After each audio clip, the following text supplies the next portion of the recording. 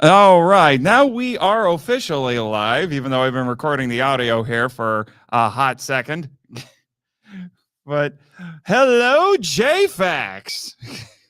It's a pleasure to see those of you taking a break from the anime stuff to come here to learn about Henshin heroes. So, this is Tokusatsu. It's the live action counterpart, I guess you could say, to anime in a lot of ways. I don't understand why there isn't more crossover between the Tokusatsu and anime fandoms. They operate on a lot of the same sensibilities and tropes and everything. They're very similar, but they seem to hate each other, which is sad, especially when you're me and you like both. By the way, speaking of me, I'm Nathan Marchand, the host of such podcasts as Henshin Men and The Power Trip. Those are the two that are most relevant to this presentation. I'm also the editor and staff writer for Kaiju Ramen Magazine, which I'm representing with my shirt today. Those are just some of the things that I do. I'll tell you a little bit more about the rest of them later, and I'll be in the vendor hall with my friend Eric Anderson. We're stuffed off in the corner. We're there representing his organization, Nerd Chapel. So if you want to come check out the books that I've written, fiction and nonfiction alike, come over there, give us a chat. You can learn more about all the stuff that I do. So we're here to talk about, like I said, Henshin heroes. Now, I'm going to make a little bit of a distinction. I was telling these two here that there's another term, a broader term for Japanese superheroes that I'll get into here in a little bit. But we were playing a who's who a little bit with everybody in this picture. But can you name everyone here?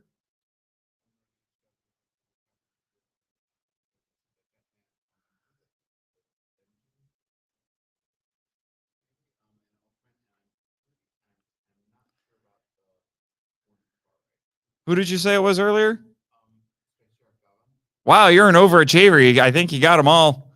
I'm a little uncertain about the robot. I do think that it's Denji Man, but yeah, okay. Yeah. Yeah, I'm not as familiar with the Super Sentais that haven't been released over here yet, but you got all the rest of them correct.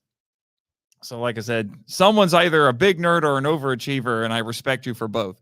Anyway, so we're going to start off with some definitions because, like I said, there are two terms that get floated around about describing Japanese superheroes. So you have the Henshin hero, and I have pictures for each one of these. So best definition I found in my research was a variation or subtrope of the superhero in which superpower characters only have their special powers some of the time. A Henshin hero has distinct normal and powered forms and needs to actively switch between the two. In essence, the character's powers are all turned off while they are in their secret identity. That is mostly true. There have been some Henshin heroes that toy with giving them quote unquote civilian powers, but for the most part, they have to activate those. And can anyone tell me who's the picture I have here for it to illustrate this? That is Beautiful Joe. Yeah, we'll talk a little bit more about Beautiful Joe later. But then, I don't know if anyone has heard this term, but the Kyodai hero. Has anyone heard the term Kyodai hero? It doesn't get floated around as much. Okay, so that is a subgenre in Tokusatsu that involves Japanese superheroes or robots, either with the ability to grow to immense heights or fight against giant monsters, or who are originally giant as part of their lives. Now, not all Kyodai heroes are Henshin heroes, and vice versa. Just so you know. And please tell me people know who I have illustrating Kyodai. He's one of my favorite examples of the Kyodai hero. He's not a Henshin hero. That is Jet Jaguar. I have a weird appreciation for this goofy, smiley robot. Jet Jaguar from Godzilla versus Megalon originally, and he just came back actually in Godzilla Singular Point. And I'm surprised it took him as long as they did to bring him back. Like I said, I have a weird appreciation for this goofy robot. He's clearly trying to tap into the popularity of Ultraman, because some people think he is Ultraman. I've seen some people get him confused for that. But like I said, he is technically not a Henshin hero. He does not change forms. The closest he comes to is he does grow gigantic because he's powered by plot convenience. It's the best fuel source ever. It just lets you do whatever the frick you want. So, what are the tropes then of Henshin heroes? Because we're going to be focusing primarily on Henshin heroes today, not Kyodai heroes. So, the tropes that I identified with this is obviously the most obvious one is transformation. They have to go from their base human form, or just a base form, to the spandex cut. It's not spandex. Sorry, that's a running joke on the Power Trip. If you've seen Power Rangers RPM, you understand. This man gets me. You're my favorite. Anyway, I'm kidding. So transformation. So a lot of times you have a transformation command. What's the most famous example of a transformation command that you can think? Henshin. Yeah, from Kamen Rider. Which, by the way, for those who don't know, Henshin means transformation or metamorphosis, transform metamorphosis. So, so a lot of times it is a command, or if you're a Power Rangers fan, yeah, there you go. Although Power Rangers would have a bunch of different ones, it's Morphin Time is the most popular, most well known. What was it? Mystic Force is okay. What? Better than Mystic Force. At least they say it with gusto. I mean, I'm just saying. Anyway, by the way, can you tell I'm a teacher? It's just so I like interacting. I will take questions at the end, but I do like interacting with people. So don't feel like you have to sit there and just listen to me lecture, because there's a strong chance I might bore you, even though I don't think I'm that boring. But anyway, so transformation command, and then a transformation device. Now, so if you're Kamen Rider, that's why I have a couple of illustrations here. Well, this man is demonstrating it for us right now because he's got a Kamen Rider belt. Because that goes all the way back to 1971. Yeah, got all the way back to 1971 there with Takeshi Hongo. And if you're Ultraman, it's usually a handheld transformation device. And that's why I have Shin Hayata here from the original Ultraman. That is the beta capsule. So a lot of times they're kind of nondescript, the Ultraman transformation ones, or they look really elaborate because toys. Anyway. So the reason why you have the trademark, and you see it here as well, the trademark Ultraman Rise, is because it started back in 1966, where you would hold up the beta capsule to transform, and then when you see Ultraman doing the Rise, it's supposed to be he's growing, so he has the fist where he was holding the beta capsule, and that's been a Ultraman tradition ever since. There's been some slight variations on, but it's basically the same thing with Kamen Rider. With doing either a pose, saying Henshin. I think they always say Henshin. They never drop that, but they also, like I said, they always do a pose, and it's the power up. The transformation device is almost always a belt. So, and again, there's been some slight variations on that. Yeah. Well, and what's funny, I don't know how many of you knew this, but if you watch the earliest episodes of the original Kamen Rider, he didn't pose or say Henshin.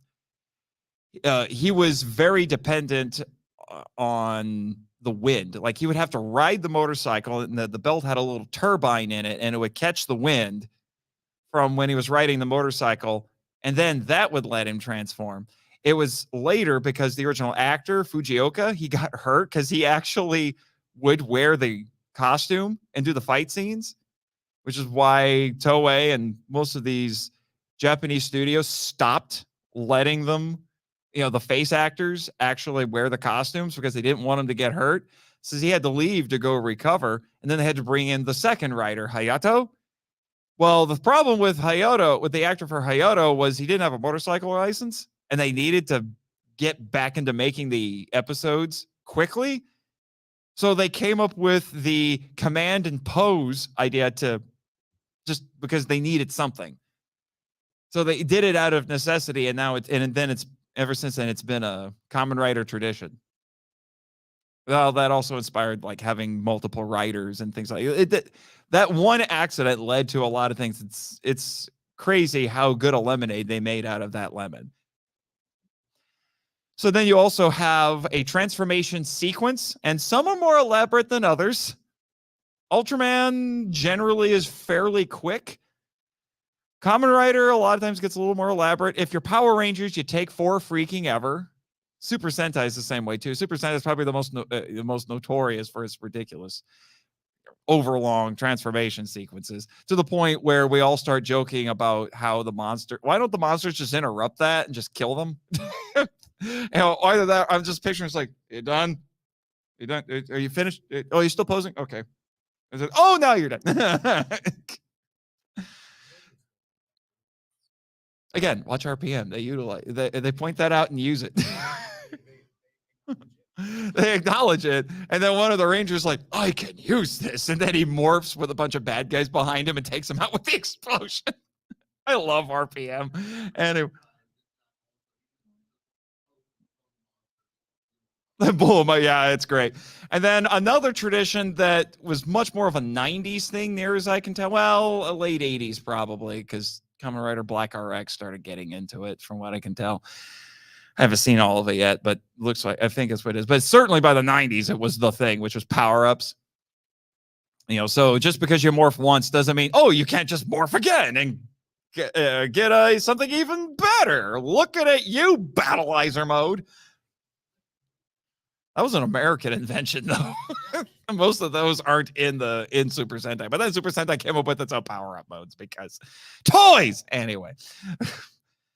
And then, as we talked about before, the hero only has powers when transformed most of the time. Like I said, like Power Rangers Dino Thunder gave them civilian powers. So sometimes they toy with it. Depending on which Ultraman show you watch, it seems like the human counterpart has varying levels of at least like superhuman durability and other powers. Or, at least more so than a normal human. And then they typically fight monsters, both large and small. If it's Ultraman, you fight full-fledged kaiju. If you're Kamen Rider, you fight kaijin, the smaller monsters. If you're Super Sentai, you get all the things. They'll start as a kaijin and become a kaiju through various means. Yeah. And then another thing that's very common with them is finishing moves. Hence why I have Rider Kick. And if you're Ultraman, it's the Specium Beam, which is either done either as a cross or as an L. L pose for dominance. But I'm Tish. Yeah, take the L. Yeah, there's so many good jokes there. But it's funny. I didn't mention this during my Ultraman presentation yesterday. It's one of the things I wish I hadn't forgotten. But the cross pose for the Specium Beam came about in the original Ultraman because the creator of Ultraman, Eiji Tsuburaya, is a rare Japanese Catholic. And so it's a cross. So he is, if you want to look at it, it's almost like he's using his arms to make a crucifix to expel the monster. You can look at it that way. And although the funny thing is, I've only ever seen one Ultraman show where when he does the Specium Beam like this, it actually comes off of both arms. So it's actually, the beam is actually shaped like a cross. And it was in an American-made Ultraman show, which is just funny. It's like, normally it's just one beam from the hand, the top hand right there. It's crazy. It's crazy. And then we've already talked about it a little bit. A lot of posing, because these are based on, a lot of times these are definitely inspired by comic books, and in comic books they have to make sure you get really dynamic posing in it. Also, a lot of times it came from the fact that the actors in the suits, since you couldn't see their faces, they couldn't emote, so they had to use their bodies to emote.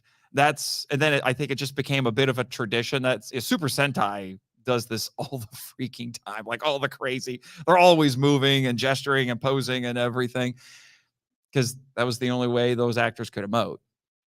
You have to do very exaggerated gestures. Okay, so now I'm going to do a little bit of a brief history on this. And this is actually older than a lot of people realize. A lot older. So the first one that I could find doing my research. Now, there were comic books where there were quote unquote superheroes that existed before this. The first quote unquote first superhero in Japan is a character named Golden Bat. So I think when did those? I think that manga might have been published. I want to say the 40s or the early 50s. I should have looked that up, but he wasn't a Henshin hero or a Kyodai hero. He was more of a traditional superhero. But the first one that I could find in terms of what's appearing on screen was a character named Supergiant, who was in a film serial. And for those of you who don't know what I'm talking about, back during our grandparents' time, they would do what were called film serials. So it was basically like TV before TV. So like Flash Gordon is an example of this. One example. Or like where they had like the Perils of Pauline and things like that. So basically what it was that you would get a mini movie. So it's like an episode of TV that would be maybe 15, 20 minutes long. They would play it before a main feature.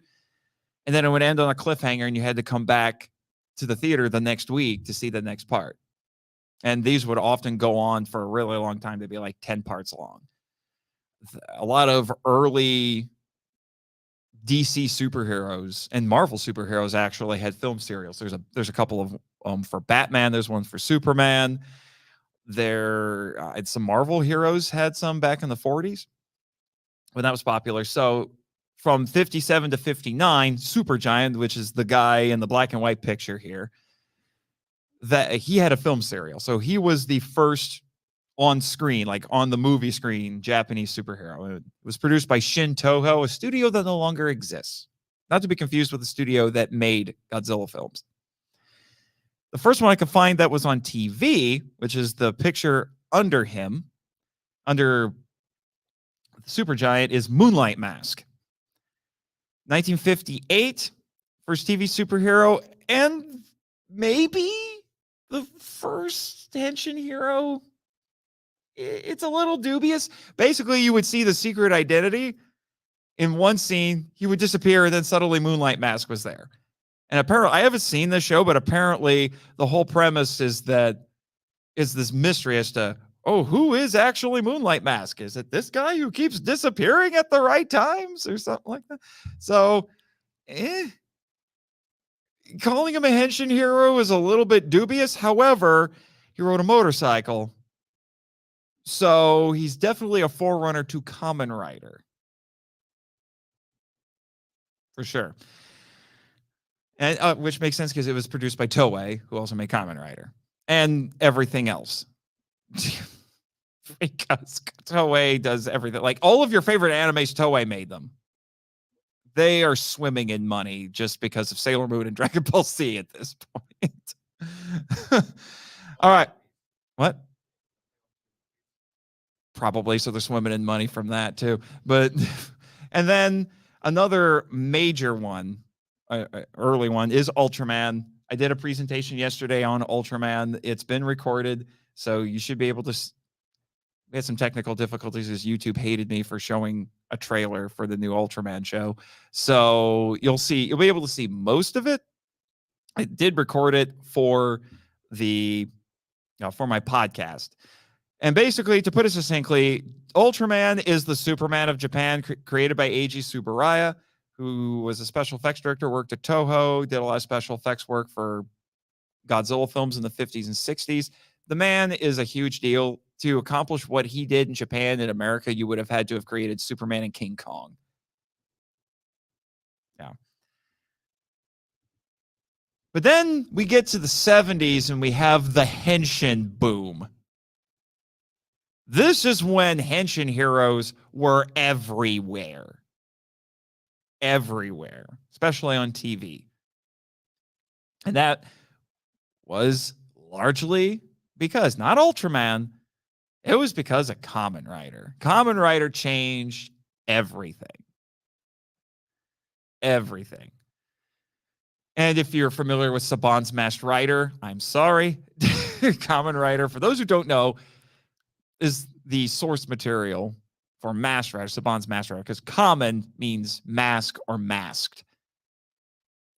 So it's just the translation of it. So like if you watch Sailor Moon in Japanese, it's Tuxedo Kamen, not Tuxedo Mask. So for those who don't know, Kamen Rider is a motorcycle riding grasshopper themed superhero.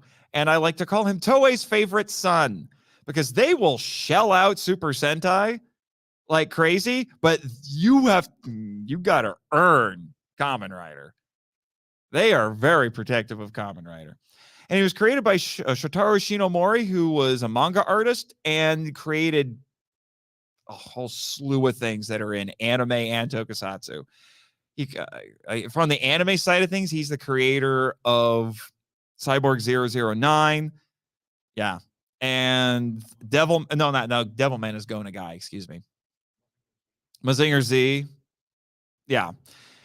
His name is all over the place. He's kind of like, no, he's not the Stan Lee of Japan. I would say he's more like the Jack Kirby of Japan. Jack Kirby. Tezuka. Osamu Tezuka, I would say, is the Stan Lee of Japan, but that man is the father of manga, which makes him basically the father of anime. It's the guy who made Astro Boy, but so it's a big deal. You're going to see Shotaro Shinomori's name pop up a few more times in this presentation because he created a lot of these characters. And then another major one from the early 70s in here was Kakaida. That's the guy to the right there of Kamen Rider. He's a superhero android fighting an evil secret society. Sounds familiar. Shinomori loved certain tropes quite a bit. Yeah, because it was also created by Shinomori. There were 2 of those series. There's also been a couple of movies, although one of the movies, which is called Hakaider, is based off of one of the villains from the show he got reimagined as an anti-hero. And I think that movie's fantastic personally, but yeah, so there's 2 of them. Kakaida was really, really, really popular in Hawaii. It's crazy popular in Hawaii. Not so much in the continental United States, but crazy popular in Hawaii. And then you also had Mirror Man from the early 70s. That's a Subaraya show. Mirror Man, that's who he was next to Kakaida there. Mirror Man is very similar to Ultraman. When the show started, it wasn't as much like Ultraman halfway through because they were worried about ratings. They made it more like Ultraman, which disappointed me a little bit.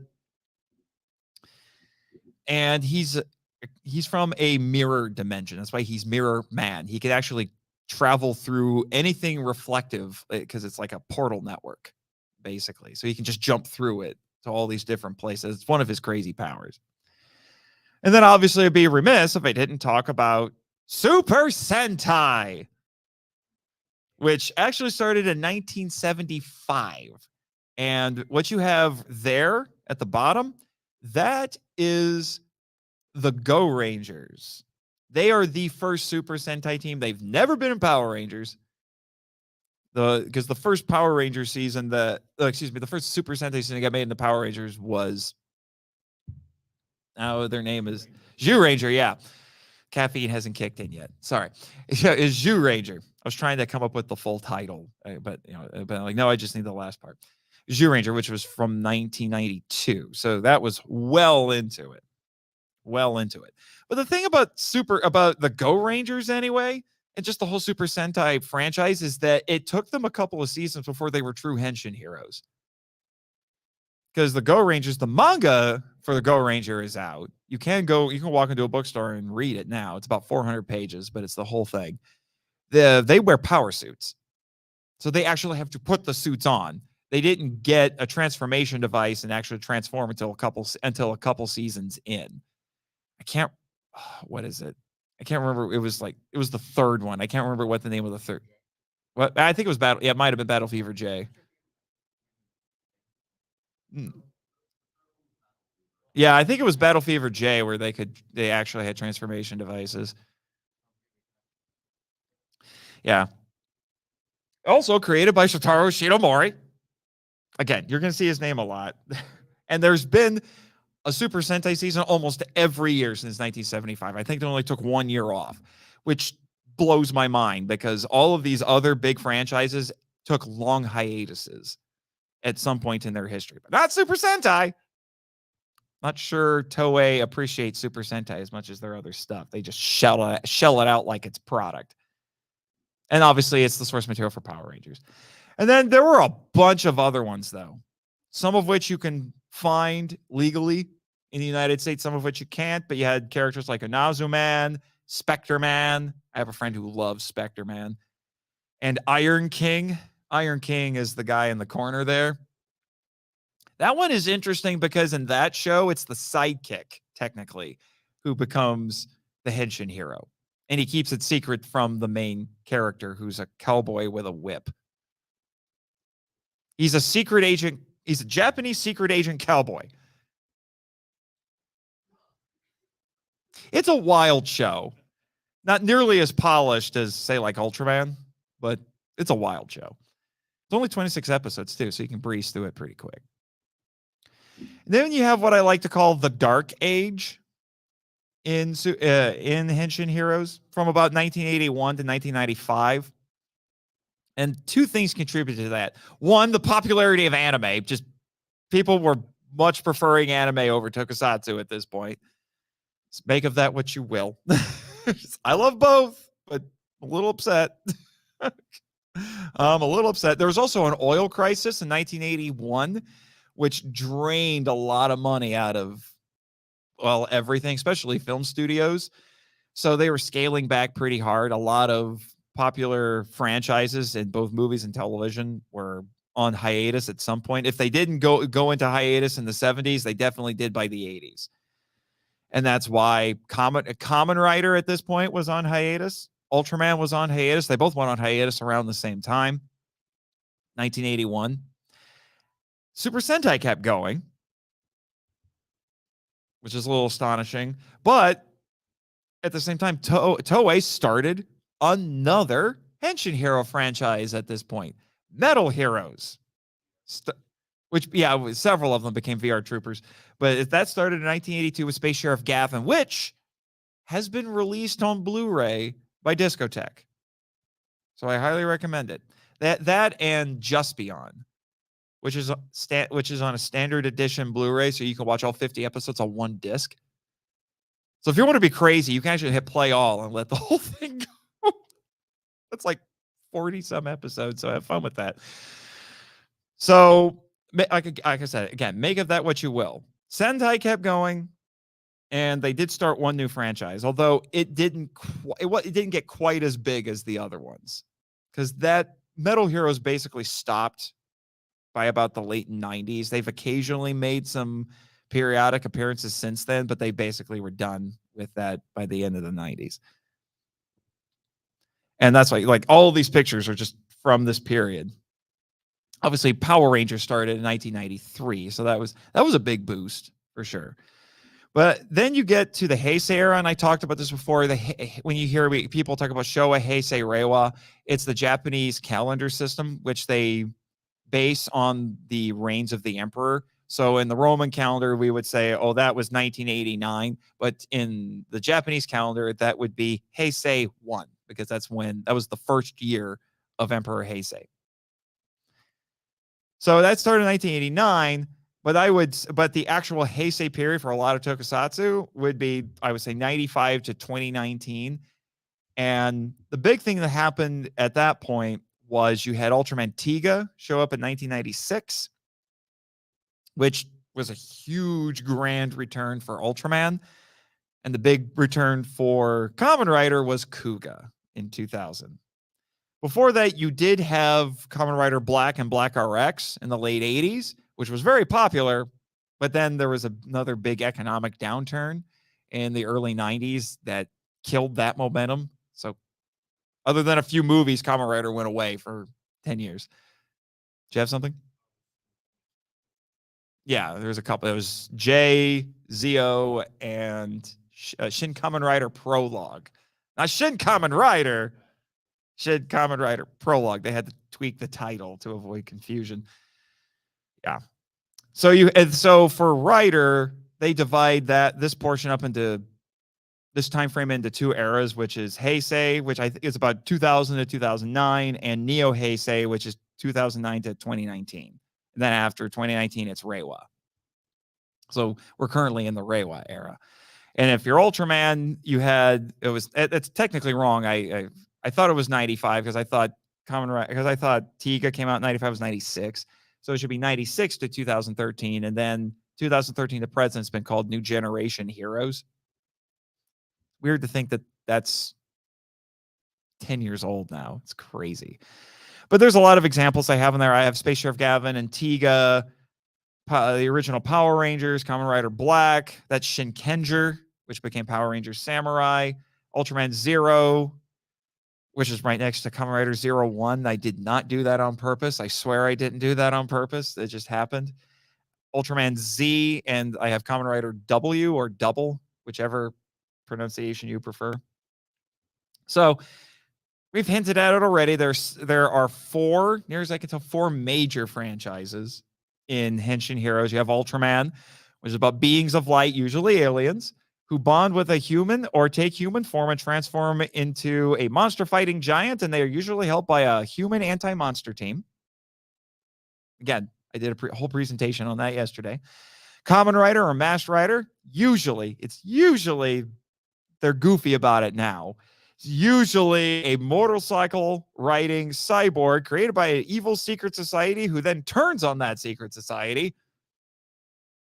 You see that a lot. I think Kamen Riders started to get away from that a little bit, but now they barely have Kamen Riders actually ride motorcycles because of new motorcycle laws in Japan. It's ridiculous. Yeah, I'm like, really, guys? So yeah, you like the Kamen, but not the Rider anymore? Thank you, Japan. This is why we can't have nice things. Anyway. And then obviously Super Sentai and Power Rangers, a team of colorful heroes fighting outrageous monsters with equal outrageous weapons and giant robots. And then Metal Heroes. So these are space, military, or police-based heroes who are either androids, cyborgs, or humans in power armor. So it's relatively broad, but there's still certain things. That's why they're metal heroes, because they look like they're covered in metal. Oh, it didn't carry. Okay, here's the thing. Henshin heroes are not limited to tokusatsu. There are anime Henshin heroes. Can you name any? Sailor Moon is the most obvious one. That Sailor Moon is made by Toei. It is just all-girl Super Sentai. That's all it is.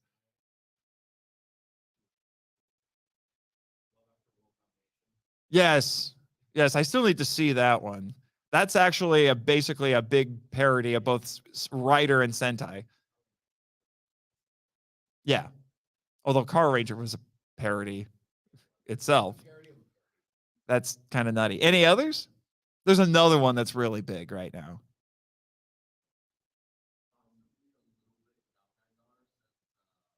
Didn't see that one, actually. Right. Okay, yeah.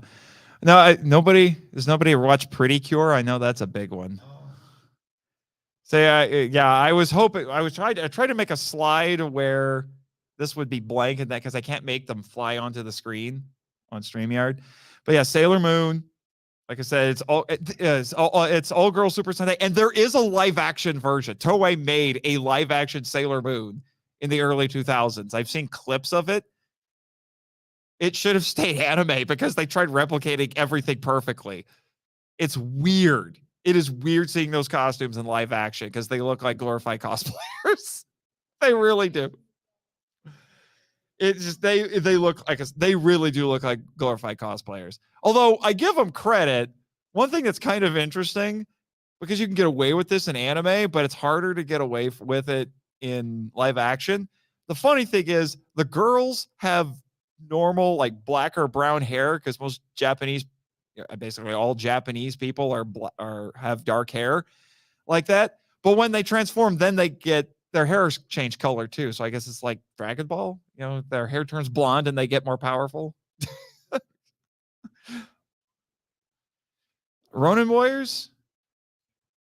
Samurai. Oh yeah, Samurai Troopers. Okay, yeah, I know what you're talking about. If anyone here is a Pretty Cure is another one. That's a magical girl anime is basically just they're Henshin heroes. It's just all girl Henshin heroes.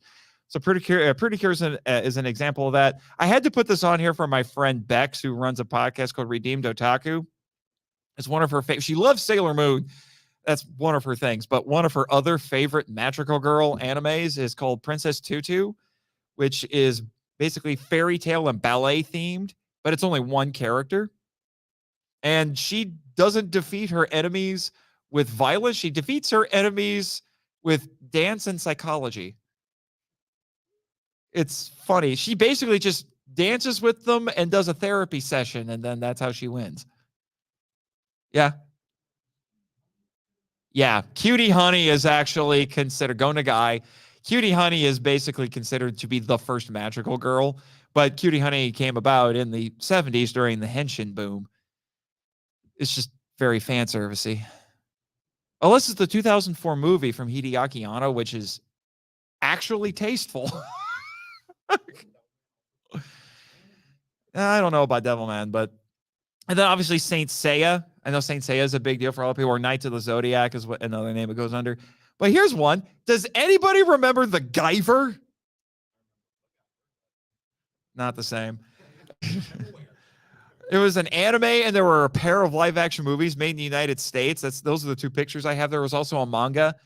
It's I think it's like the full title is like Bio Booster Armor Guyver or something like that. It's about a young guy who finds a piece of alien tech that bonds with him and turns him into this armor-clad superhero, but it's very unpleasant. The transformation sequence is not, like I said, it's not pleasant.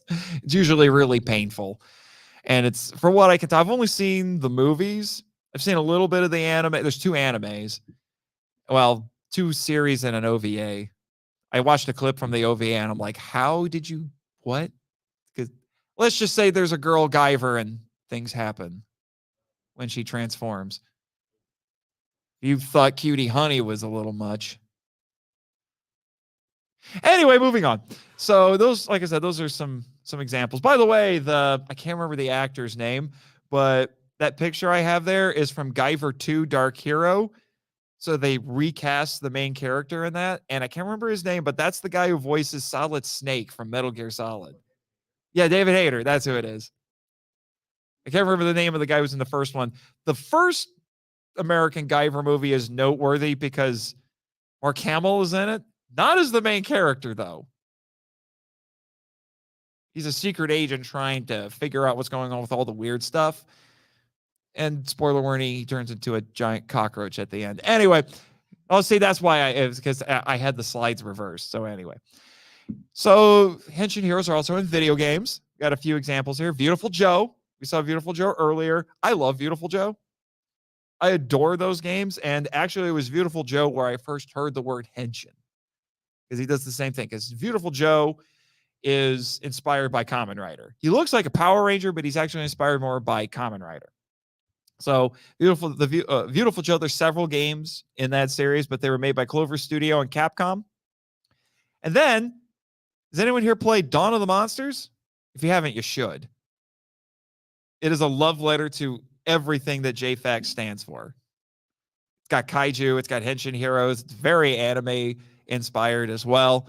Well, one of the playable characters in that, they just announced DLC, so we got another one coming out.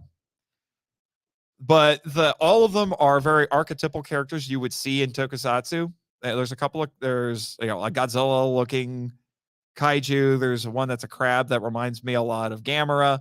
They have a Pacific Rim style mech in it. And one of the other characters that we're bringing up here is Aegis Prime, who is basically Ultraman with a little bit of Kamen Rider thrown in for good measure. And he's one of my favorite characters. He's a combo feed. You can combo for days with Aegis Prime. You just keep going. He's nuts. So Dawn of the Monsters, 13 a.m. games. I actually know the guy who runs 13 a.m. He's a really cool fella. Anyway, that's a talk for another day. The Wonderful 101, which is the top right corner, which is, I haven't played this one yet. You can get it. They just remastered it, and it's on, I think, all the major platforms. I know it's on PS4 and Switch. I don't think it's on Xbox One, but it's on PS4 and Switch. I'm going to download it at some point. But it's from Platinum Games, which used to be Clover. So it's part of what they're calling their superhero trilogy, and it's very Super Sentai influenced, as you can tell. And then the one I have at the bottom right corner got announced a few years ago, but it's very mysterious. As far as we know, Platinum hasn't canceled the game, but we haven't seen anything about it since this teaser trailer, which you can go on YouTube and find. I would show it to you, but YouTube yelled at me yesterday, so I'm not going to. Maybe after the panel, I'll show it to you. But it's all we know it's called Project GG, and it looks like it's also from Platinum. It's supposed to be the last of their superhero trilogy, and it looks like it's Ultraman inspired. It looks like it. We don't know. But here's the thing. Henshin heroes are not just a Japanese thing. These are a handful of American examples that I thought of while I was putting this together. The probably the most recent one that people might be familiar with, because he's been appearing in movies now, would be Shazam, or Captain Marvel. He used to be called Captain Marvel, which is weird because we had dueling Captain Marvels, because there was Captain Marvel and Marvel, who's not, what's her name? Carol Danvers. Carol Danvers inherited the mantle, but that's a discussion for another day. From DC Comics, although originally it was a different company that DC bought in the 70s. No, it was I can't remember the name of it now. I'd have to look it up. All my comic book friends are yelling at me right now because I can't remember off the top of my head. Caffeine hasn't kicked in yet. And then I would make the argument, I would seriously make the argument that the Incredible Hulk is technically a Henshin hero. Now, his transformation is biological, but there are Japanese ones where the transformation is biological as well. Because two very distinct personas, and he has to transform in order to become the hero. So I would say the Hulk counts. And then I would include Wonder Woman, but specifically the Linda Carter version from the 70s television show, because she actually would transform. They've toyed around with it in the comic books a little bit and in some other Ultraman media, but primarily I would say the Linda Carter version, because you would see her as a civilian and then she would just spin and then spin. And then through the magic of 70s special effects, she would be Wonder Woman. So she's a magical girl and a Henshin hero. At least Linda Carter is. What? But that actually made sense. Don't get me started. Anyway. And then, especially if you grew up in the 80s, I have the power. So He-Man, he's a Henshin hero. She is too. She transforms, holds up the sword, and she goes from the princess and gets a new costume and powers, and it's the same thing. Yeah. They're Henshin heroes. But if you're younger, Ben 10. Ben 10's a Henshin hero. In fact, the gimmick, I haven't seen Ben 10, but from what I understand, the gimmick with Ben 10 is that he's called Ben 10 because he has 10 different modes he can go into. Well, yeah, now the name is silly, but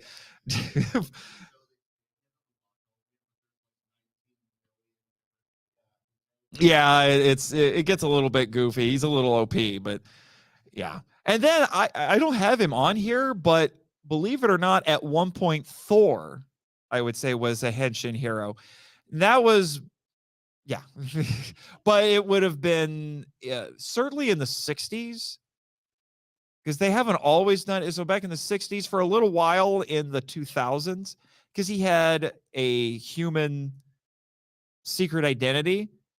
They used the name, they used the name in, let me try to get back there.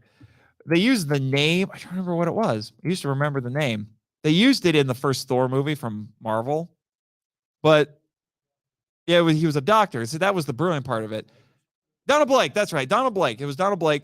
But what happened was that because of his arrogance, Odin punished him by making him mortal and sending him to Earth, just like in the movie. But the big difference is this Stan Lee was such a genius. But one of the things they left out of the movie was that Donald Blake was a skinny, frail guy who had to walk with a cane, but he was a brilliant surgeon. So he was a healer as opposed to a warrior. He was saving life instead of taking lives. That was the irony of it. And then he wandered into a cave and found Mjolnir. And then, because he had his memory wiped, and then he remembered, I'm Thor. And then Mjolnir turned into his cane. It was brilliant. I loved it. I absolutely love it. So he would walk with the cane, which was actually his hammer, and then he would use that to turn into Thor and then go fight bad guys. It was wonderful. It was wonderful. Such a great dynamic there. Anyway, I could talk about that for hours. We need to finish up here. So this is, if you have any questions or comments about my presentation, here's your chance to pick my brain. Yeah, this is actually just, I put the little caption there for you, but that's Takeshi Yamamoto from Ultraman 80, whose secret identity was a school teacher. If you want to learn more about that, check out my Ultraman presentation from yesterday. But what do you got? No, this is a lot. It's a lot. I understand. Yes. Ultraman. Ultraman overall, you may have to twist my arm a little bit to get me to pick a favorite Ultraman. I'm really loving Ultraman Tiga right now. Tiga is a great Ultraman show because I know you're thinking it. At the moment, I haven't seen as much Kamen Rider as I have Ultraman, but currently my favorite Kamen Rider is Black. I love Kamen Rider Black, the show and the character. Oh, yeah, that's why YouTube yelled at me yesterday, because I showed it on this pre-recorded live stream, you know. Yes. What are your thoughts on it? To put it succinctly, it's the most violent tokusatsu I've ever seen. It is bash you over the head with a hammer political, which is a kind of annoying. But ultimately, in terms of if I take all of that out as a story, I ended up walking away a bit disappointed. And I thought it tried to do some things that just didn't feel quite earned. Like you get to the last episode and suddenly they recreate the opening of the original Black because it's basically a remake, and they recreate. I'm liking this as a fan of Black, but this feels out of place in this show. Black Sun is weird. It tries to be more like, it basically tries to be a really dark X-Men, which I'm not opposed to, but I almost wish it had been a completely different thing and it didn't have the Kamen Rider name. I think it would have been easier for me to accept if it wasn't called Kamen Rider. The suits are cool. I will say that suits are cool. And, there's some interesting ideas in there. Like they make, is it both of them? I think it's both of them. How they would have the insect legs and they would tear them off and make them into swords. I was like, okay, that's pretty interesting where they have to injure themselves to get a weapon. Okay, interesting, but it's overall, I'm just like, this is a little much. It's a little much. And you really need to understand some things about Japanese culture and politics to fully understand what it's getting at.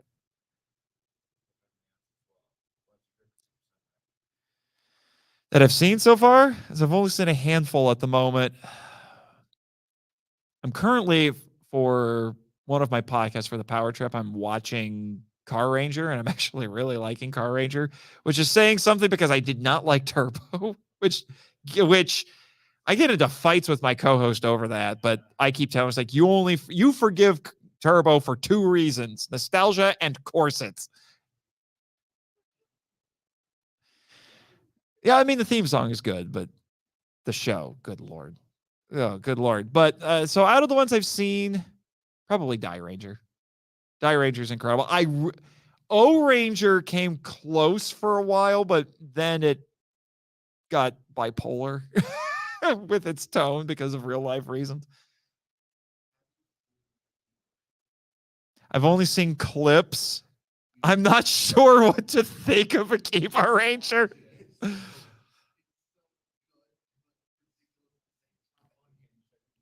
Yeah, unhinged is definitely the way to describe it. I'm not sure what to think of a Keeper Ranger right now.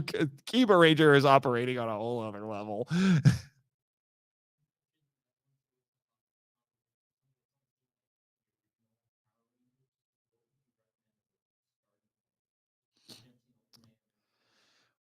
My first question to you would be, what kind of superhero stories do you like? Just all of them? That's really hard. It would just depend on, do you gravitate more toward like team-based stuff? So then I would say Super Sentai or Power Rangers would be the place to go if you want to get more into that. If you like more like DC style, mythic, larger than life sort of superheroes, Ultraman's the place to go. If you like a more grounded Marvel approach, generally speaking, if to your hero, then Kamen Rider is the place to go.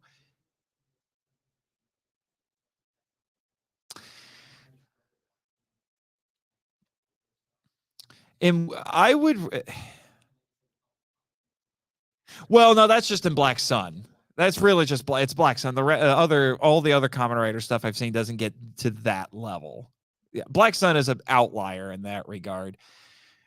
Yeah, but I would say that if you would prefer watching newer stuff for Ultraman, I would say start with New Generation Heroes, which would be the first television show in that era. Would be Ultraman Ginga. That was 2013. If you're cool with looking at 80s stuff, I highly recommend the original Black. I finished that a few months ago. It's incredible. The effects do look a little dated, but the storytelling in it is excellent. And beyond that, I would say for you mentioned Power Rangers. How into Power Rangers are you? Just the original? And how far? Just Mighty Morphin?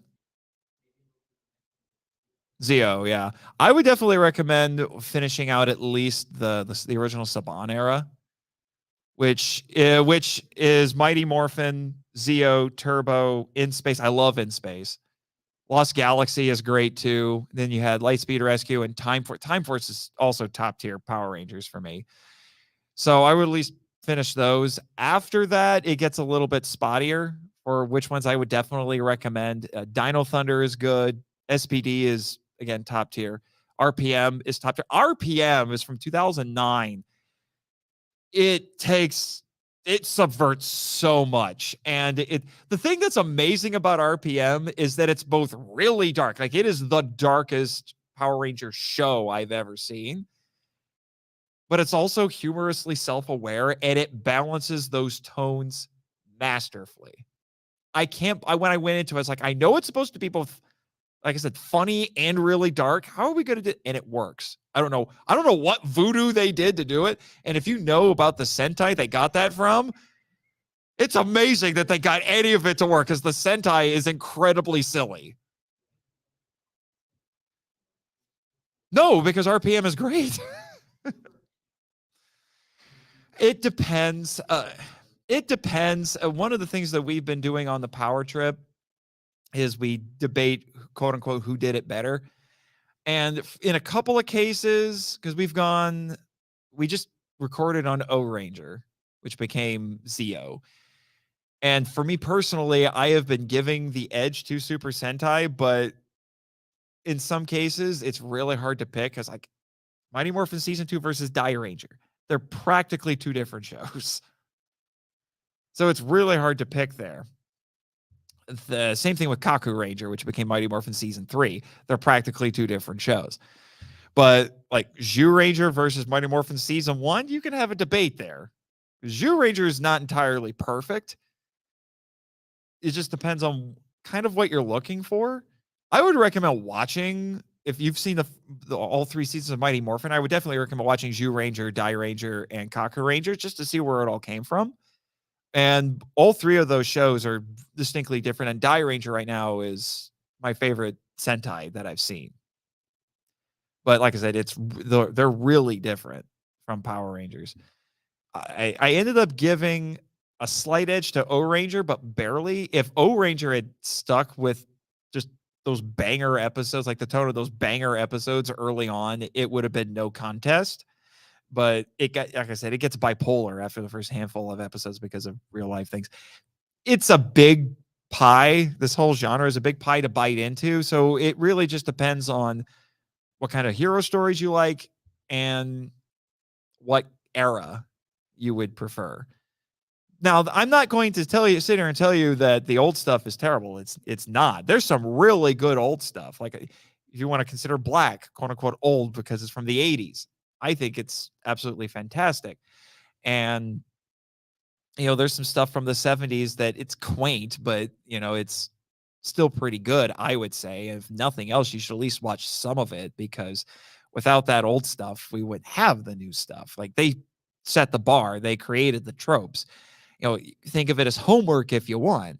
I understand that. I mean, like, the original Kamen Rider's 98 episodes and most of it's Monster of the Week stuff. I get it, but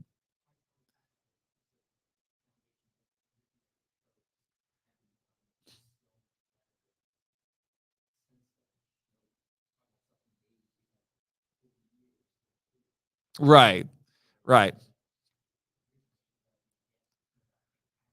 Hmm. Right.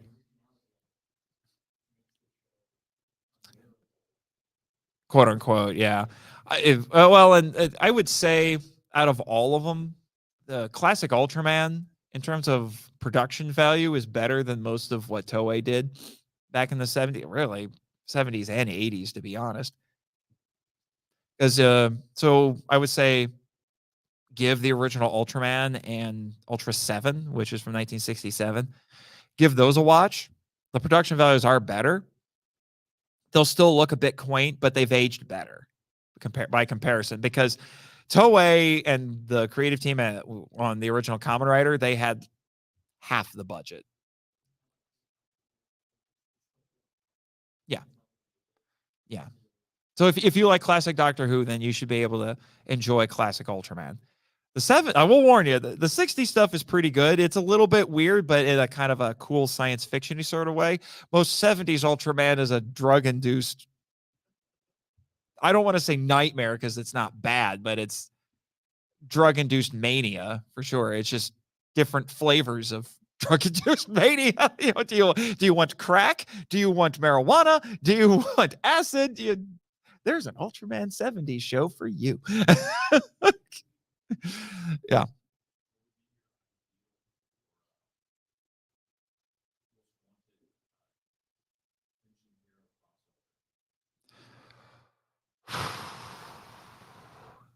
Well, technically it's already happened.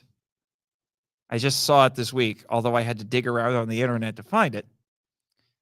Kamen Rider and Ultraman. That has happened. It was only about 10 minutes long. It was in 1993. It's a little crazy. It has hardly any story in it. It's basically they both show up and fight monsters, and they do cool stuff together. So that's already been done. I would like to see that happen again, but I don't know how likely that is. What I think, just because I think it would be funny, and I think the only way you could do it would be for Boom Studios to do it. Original Mighty Morphin team, season 1. Okay, all 6 Rangers and Zyuranger. I don't even necessarily have to have them fight bad guys together. I just want them to be like, what the frick? Why did you steal my costume? And what are you?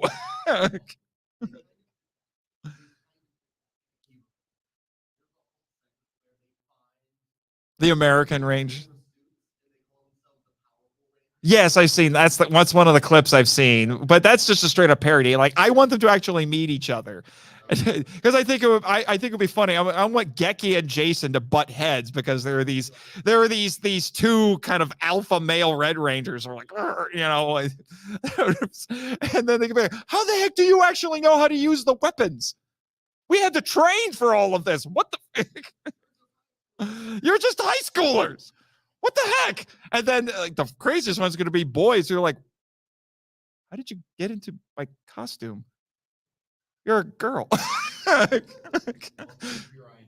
Barai and Tommy they're going to be best friends. Well, Barai's a little broodier than Tommy was at that point. Tommy might actually give him some much needed therapy. So much needed encouragement. You could give him a pep talk, and although, but then there'll be some funny things like, wait, your Zords are alive? What? They're gods? What? What? And then the Zhu Ranger will be like, you take orders from a giant floating head in a tube, and they're gonna and the Power Rangers will be like, you take orders from a weirdo wizard guy? And then the Zhu Ranger will be like, you have a goofy talking robot? It's like, and you don't have anything? You know? Now, I don't know the bad guys meeting each other wouldn't be all that interesting because the characterizations are not that far off. Other than the fact that Goldar and Scorpion could be like, wait, you guys are married? What? And you had a baby?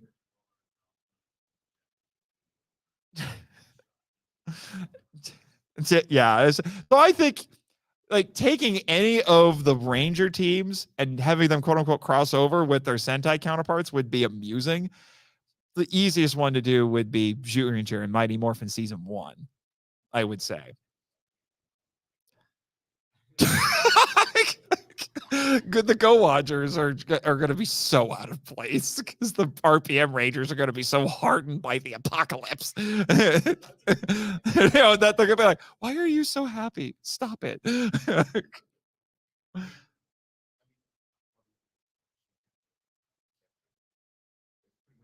Oh God, don't get me started on our Lord and Savior Jaden Christ. Oh my gosh. I hate that kid. Nothing against the actor. I hate that character so much. And how everybody on that show just defers to him. Just stop it. Stop it with the hero worship. Stop it.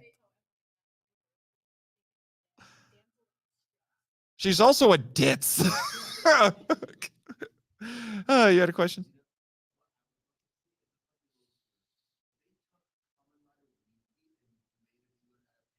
Kamen Rider Dragon Knight. Yep.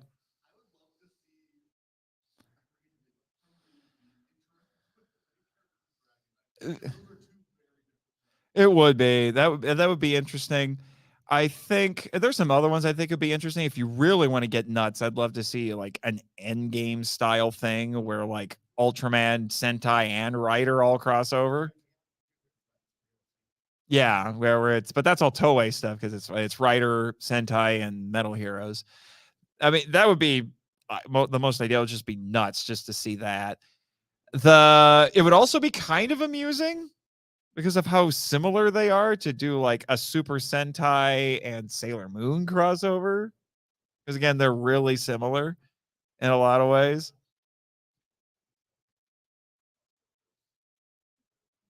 Yeah, I mean, they use a lot of the same tropes, but because they're magical girls, for one thing, their transformation sequences go on for days.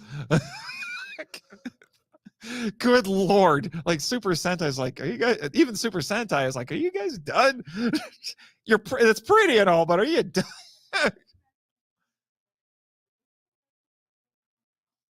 Yeah. I just assume that especially in anime, I just assume the transformation sequences are there for us. That in universe, it's that. Because otherwise, it makes no freaking sense.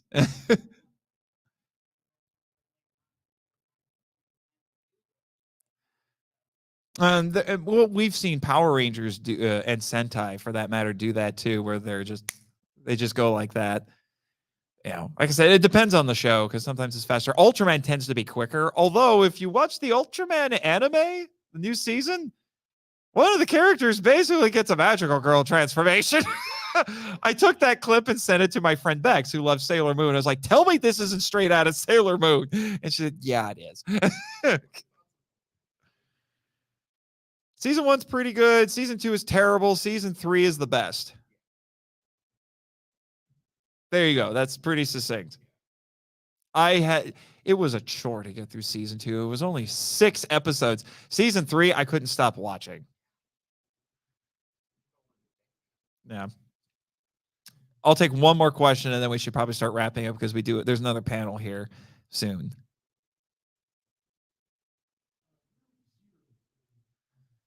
Zerum? That's an interesting question. For those who don't know, Zerum was a pair of movies directed by Keita Amemiya, who's a character designer, and he's worked on a lot of tokusatsu, most notably Super Sentai and Kamen Rider. He directed a couple of those Kamen Rider movies from the early 90s that I hinted at, Zeo and J.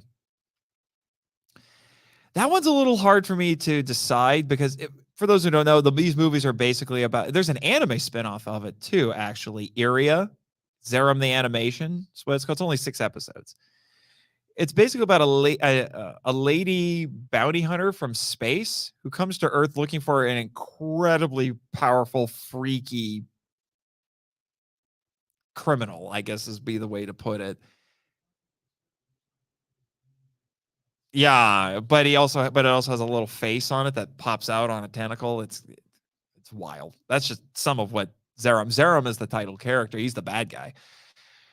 But she does technically transform because she has a power armor that she puts on. And she goes through a little bit of a transformation sequence to do it. So I don't think they do that in the anime though. It's only in the movies where they do that. So that I don't know. I would probably say yes, but there might be people who would disagree with me. But even though I say yes, it's barely because it's not as dramatic a change compared to the other ones. But some people would say in some cases, Iron Man qualifies, depending on what armor he's using. I mean, and I would say that the Netflix Ultraman qualifies, but again, the transformation sequence is just putting armor on. So it gets a little fuzzy in some cases. So, and I would definitely put Zerum, Iria specifically, into that fuzzy category. Does that help? Would you? Okay, I was going to say what? Well, how do you feel about it? Do you think Iria counts? Borderline? Yeah, like I said, it's really close. Anyway, really quick, because we got to wrap things up here.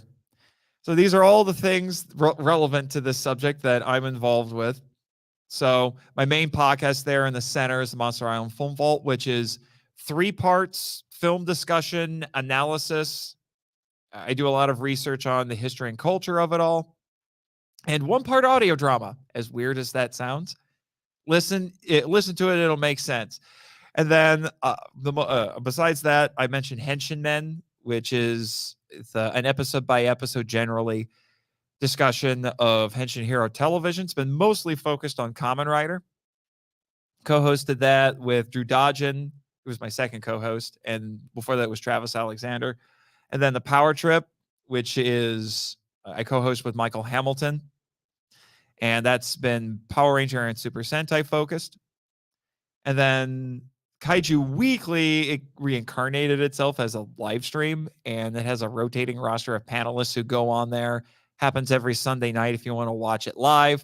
I'm one of the panelists on there, so I guess I'm one of the hosts of that. I get it's nutty. And then most of these shows are part of the Kaiju Ramen Podcast Network, and Kaiju Ramen is a magazine. I mentioned that at the beginning. I'm the editor and one of the staff writers on Kaiju Ramen. That it's a fan magazine about all things tokusatsu by fans for fans, and it's high quality stuff, really high quality stuff. If you're familiar with G Fan, we're like new gen G Fan basically, and we have a broader range of topics compared to G Fan. All right, well, these are all of my sources for this, most of them anyway, in case you're wondering if you want to learn more about this subject yourself. And like Kuga's telling you there, thanks for coming.